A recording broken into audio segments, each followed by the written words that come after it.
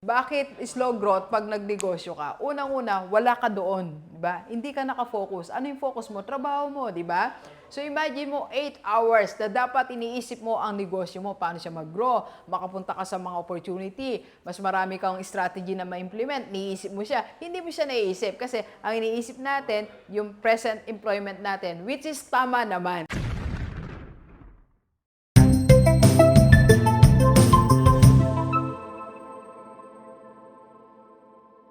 Alright, Gilivers, pag-usapan natin ang isang tanong ng ating one of our followers. Yan. So, sabi niya ganito, Doc, pwede bang pagsabayin ang pagiging empleyado at pagiging negosyante? Okay? So, sasabihin ko sa inyo po ang katotohanan. Yan, let's go.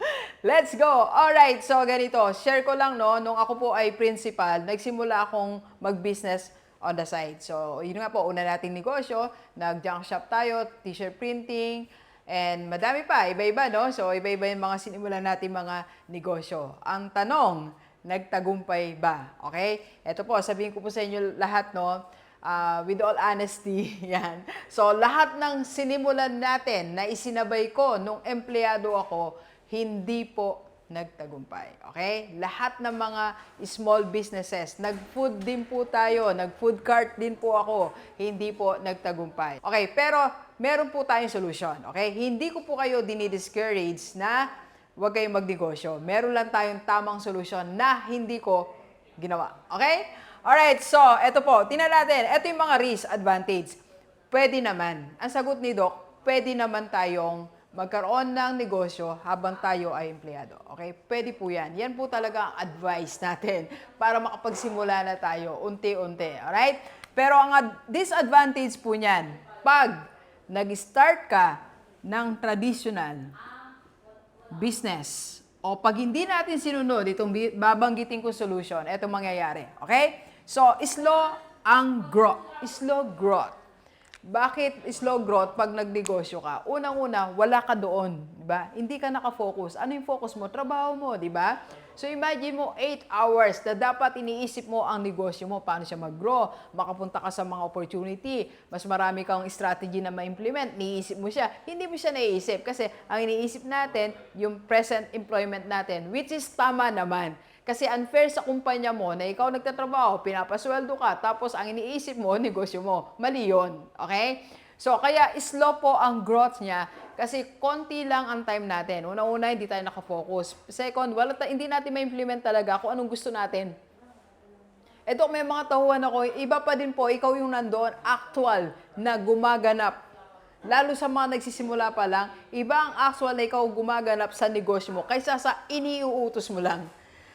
Alam nyo ano pa isang danger nun? Minsan yung paano mo siya gustong gawin ba? Maganap.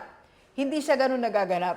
Kasi kahit explain natin, iba pa din ang touch ng may-ari. Tandaan nyo po yan. Okay? Na-experience yan ni Doc.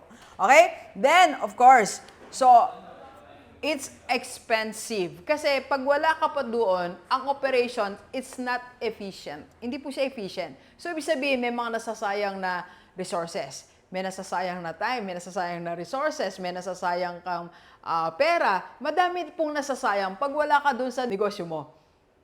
Okay? So, kaya medyo expensive siya ng konti. Kasi walang nagsusupervise. Wala ka eh. So, halimbawa, nagnegosyo ka, meron kang catering. Nagkataon Monday, siyempre hindi ka pwedeng mag-absent. Inutos mo lang, di ba? So, ang dami na nung hindi mo na nakikita, wala nagsusupervise. Ang dami na doong nalimutan si balik sa tricycle, nalimutan yung ganito. Okay? Alright, ano pa? You hire more kasi wala ka eh. Sa halip na dapat ikaw gumagawa, wala, di ba? Magbayad ka. So, expensive siya. Slow growth, medyo expensive siya kasi hindi siya efficient. Ito yung pinakadahilan talaga. Alright? Doc, anong solution? Ito po, para tayo makapagnegosyo na kahit nag-empleyado tayo, ito po gawin natin. Okay? Yung mga time management, mga ganun, okay, given na yun eh. Dapat may time management tayo, may focus tayo, ito lang dapat natin gawin. Pero ito, this one can be helpful. Okay? So, first solution natin, kung maaari, gawin mo, okay, franchise. Alright? Mag-franchise tayo. Madami namang franchise na meron ng system. Ang inaabol natin dyan system. Meron pong nagpa-coach sa akin, nag-franchise sila ng 2 food cart, no? May system na kasi yun. Meron na yung supplier ng raw materials, meron ng marketing. So, ibig sabihin po, yung dapat mong gawin, okay na, naka-ready na. Kasi di mo magampanan yun eh. Kasi nga, you are a full-time employee. Okay? So, mag-franchise para lalatagan mo na lang ng tao. Okay? So, next, you should have your, yan. So, dapat meron ka pong partner or team. Yan. So, partner, ibig sabihin po, kaya ko in-emphasize yung partner, it's either a part owner siya nung yung negosyo mo. Okay? So, para on your behalf, may nagmamalasakit. Meron talagang concern. So, hanap ka talaga ng partner, business partner mo. Para at least kung naiisip mo siya sa gabi, merong nag-execute sa araw. Bigyan mo siya ng share. May sharing po kayo. Mas makakaganda sa negosyo mo kaysa sa mag-hire ka. Okay? Or mag-hire ka. So, pwede rin meron kang team. Okay? So, ang suggestion ko, gawin mo silang partly owner ng negosyo mo para may malasakit sila. Okay? So, umanap ka ng mga kapartner na magko-contribute din financially at magko-contribute din ng labor. Okay? Next, ito po. Humanap tayo ng industry. Yan. Na hindi mo kailangan ng inventory. Hindi mo kailangan ng physical store. Hindi mo kailangan ng mga empleyado agad. Okay? So, ano po yan? Ito po ang natagpuan ni Doc. Financial industry. Yan. So, sabi ko nga po sa inyo, most of the business na sinimulan ko po, nung ako po employed, nag-fail. Ito po ang hindi nag-fail. Financial industry, 2017, nandiyan na po tayo sa IMG.